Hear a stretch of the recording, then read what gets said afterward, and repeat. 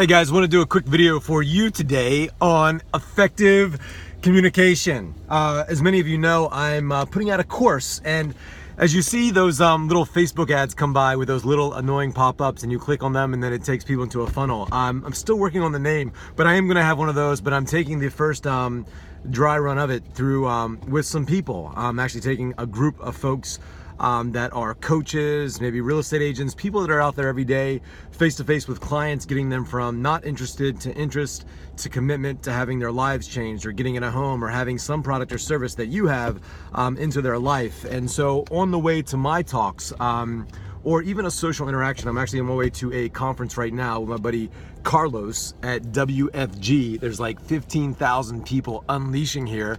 And so as I'm there, and before I enter into that room with all these folks, one of the reasons I've become the top producer and enrolling people for the top self-development company in the world, I've actually had the most success in this aspect of business in the industry.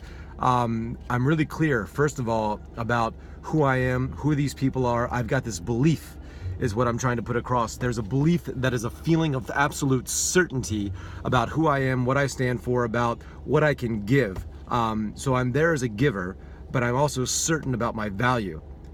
I'm certain about what is it inside of me, and I'm really getting clear about what it is in these people's lives. Like, if they don't get what I have to say, their whole life could be ruined. So there's a certainty in me. And I often see salespeople or influencers or even teachers or coaches go out there into an influential conversation, and the first step that they're trying to do in the communication or connecting or influencing process is the process of rapport.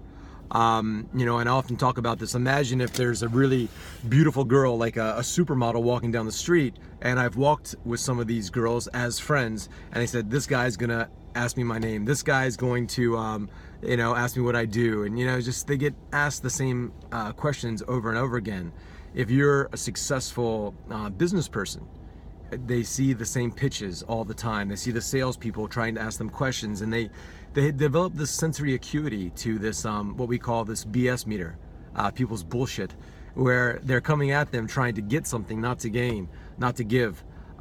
So really, rapport in the communication process comes later down. So first is belief. It's just this absolute certainty that you're there and it's valuable to you and to them, but there's a certainty regardless of any interaction with these people. You've got something inside of yourself. It's like an identity, something so strong inside of you that can't be touched by anybody. Secondly, you have an outcome. You're there for a reason. You're not just there passive learning, taking in the environment like, wow, this is cool, this is really cool. But you've got a direction in your life. There's a forward momentum already inside of you. There's an energy there. And when you meet people, they're kind of living life back on their heels. Mark Divine, I just got to meet the other day, wrote the book, The Way of the Seal. I've read this book so many times. It's an amazing book, but he said this, and I've heard this from so many successful people. They say, think offense all the time. Even if you think about a great defensive player in sports like football or basketball, the reason that they're so successful is because they're stealing the ball, or they're getting the sack, or they're going for the interception. They're still, even in defense, they're thinking attack.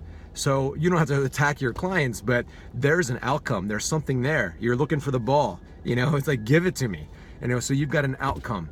And when two people meet, the person that is most certain will influence the other person, but it's often the person that has the strongest outcome. And remember this, life supports that what supports life.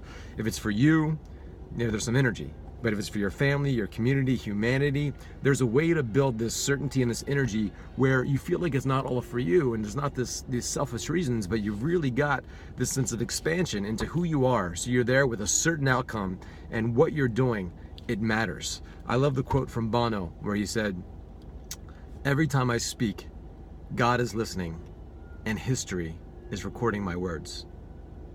Some people might think that's a bit egotistical, but he believes this.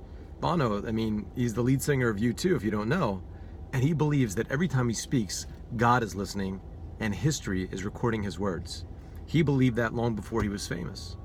And so now history does record his words, and he's just a musician, but he is sought out to speak on global climate change and various global issues. So every time he speaks, people are listening, God is listening, and so has an outcome to his words. He's speaking with care and with certainty, and it feels guided.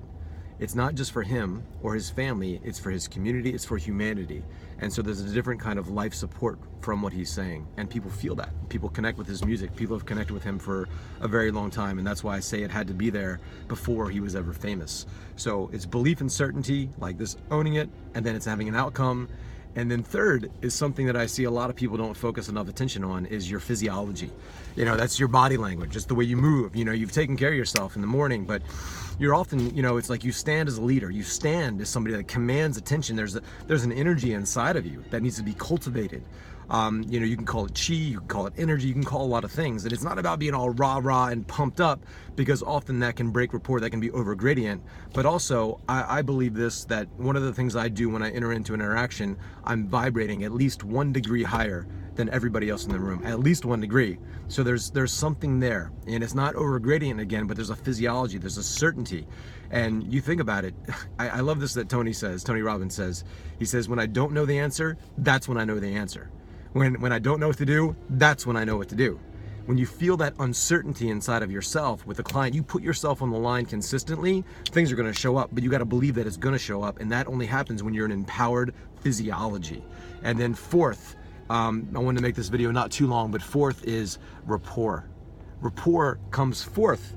Before you even think about communicating with another human being, you have worked on all this other stuff first. And if you're the person that's always going out there and trying to get rapport and trying to get people to like you, if that's what you're trying to do first, it comes off needy, it comes off weak. And so, you know, I say this often, you can care about people without caring what they think. To really build your love for people and humanity, before you go out there and pitch your product or your service, you think about, who are these people and who am I? What value do I have to give? And you own it. You know, so you really got to click into that with this absolute certainty every single day, and you do that. It's amazing the things that come through you. You know, I'm going to talk a bit more about some other principles in another video, but help me